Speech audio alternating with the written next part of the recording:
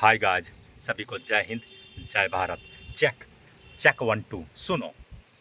इस दुनिया का सबसे बड़ा स्कैम कौन सा है? कल, टुमारो। ऐसी कौन सी चीज़ है ना तो आज तक किसी को मिली है और ना कभी किसी को मिलेगी? कल, टुमारो। दुनिया की कितनी भी कीमती घड़ी समय से ज़्यादा कीमती नहीं हो सकती। किसी इंसान की ज़िंदगी का सबसे स्वीट मोमेंट कौन सा है? जब समय निकल जाने के बाद उसको लगता है कि शायद मुझे वो काम करना चाहिए था, शायद मैं वो काम कर सकता था।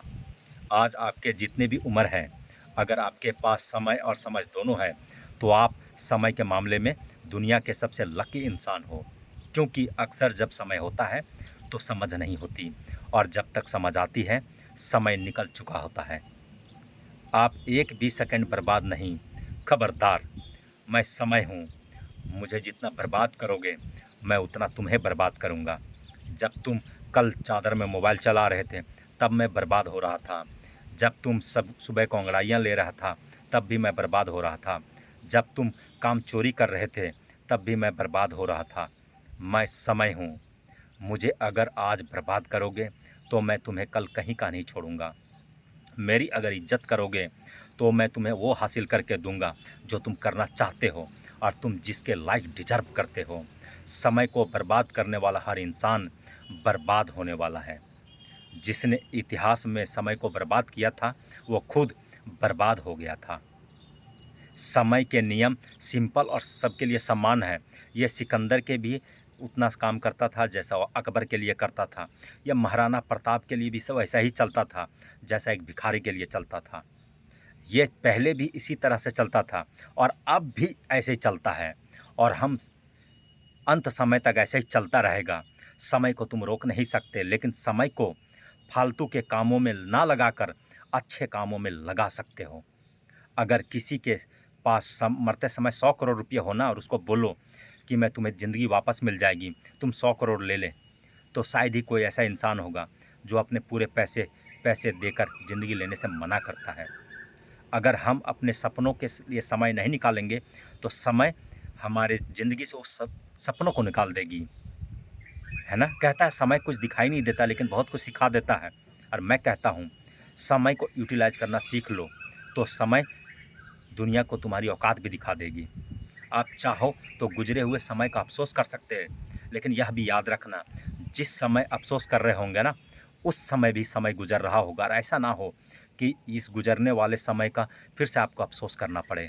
ये समय है जो सच और झूठ के हर चेहरे को उचित समय पर बेनकाब कर देता है। समय वो रेत है जिस पर कोई सा भी निशान हमेशा के लिए नहीं रह सकता, केवल खुद समय के सिवा।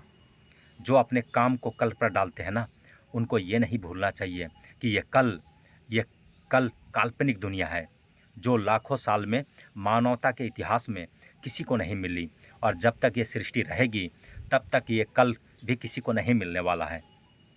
समय तो वर्तमान की थाली में ही परोस दिया जाता है, ना कि इतिहास में, ना कि भविष्य में, केवल वर्तमान में।